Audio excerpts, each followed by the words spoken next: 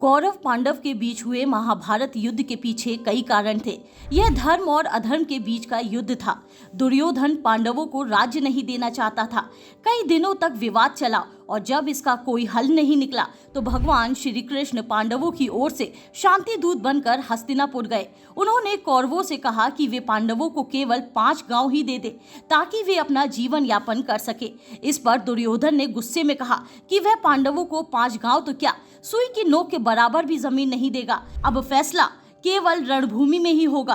तो चलिए आपको बताते हैं कि वे 5 गांव कौन से थे और आज कैसे हैं। श्रीपत, जिसे इंद्रप्रस्थ भी कहते हैं, जो आज दिल्ली के रूप में भी जानी जाती है, जिसे पांडवों की राजधानी माना गया है।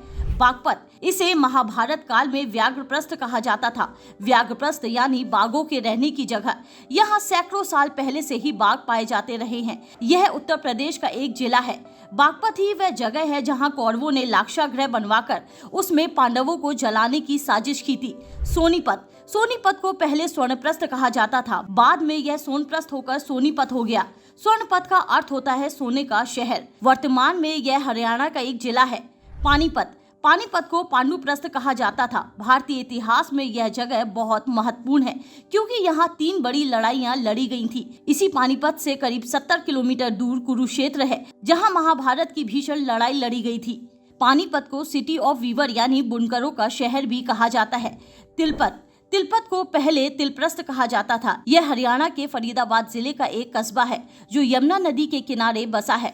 बहरहाल दुर्योधन ने भगवान श्री कृष्ण का प्रस्ताव ठुकरा दिया। इसके बाद भयंकर युद्ध हुआ और कुरुक्षेत्र की भूमि से धर्म की पुनर्स्थापना हुई।